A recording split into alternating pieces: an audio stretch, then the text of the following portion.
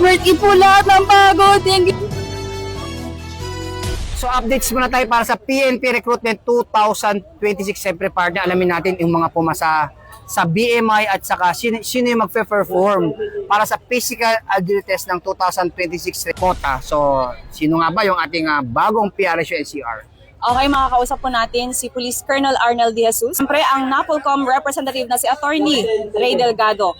Alamin po natin ang kanyang mensahe para sa ating mga applicant ngayong recruitment 2026. Sa palagay niyo po, nakapaghanda ba yung ating mga police applicants ngayong 2026? So far sa observation ko, mayroon namang hindi talaga nakapaghanda kasi yung may mga nagbabagdown pa rin sa agility natin.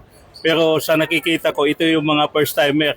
Yung mga talagang nag-excel talaga sa agility ay yung mga second timer o talagang may pinagandaan talaga nila sa darating nitong recruitment. So sir, sa kabuuan sir, ilan po ba yung pumasa sa ating body mass index sir? So sa kabuuan natin, mayroon tayong 2,132. Sama dito yung regular at saka attrition quota. So sir, doon naman po sa physical agility test, ilan po yung kabuuan na nag-perform na mga pumasa galing po sa BMI sir? So far kasi ang natapos pa lang ngayon ay yung yung regular. So mayroon tayong 416 na pumasa doon sa sa agility nila. Ngayon pa lang magi-start din yung Southern Police District.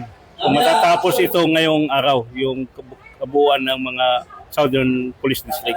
Gusto kong pasalamatan dahil full force kami dito. Nandito yung presence ni Vice Chairman, si Attorney Delgado, Vice Chairman namin sa Regional Screening Committee. Nandito rin yung full force din yung mga RMDO. So nandito rin yung taga-RMFB na nakadiay sa atin para tumulong, para mag-assist dito, mag-facilitate sa amin. So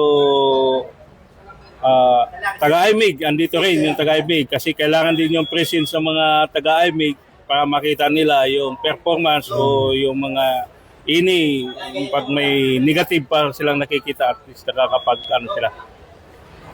salita sila. Ako po, si Police Chief Master Sergeant Mauricio Bonilla Ruiz. At ako naman po si Patrol Woman Ronalyn Tanggiak. Alagad ng batas, tagataguyod ng balitang pulis.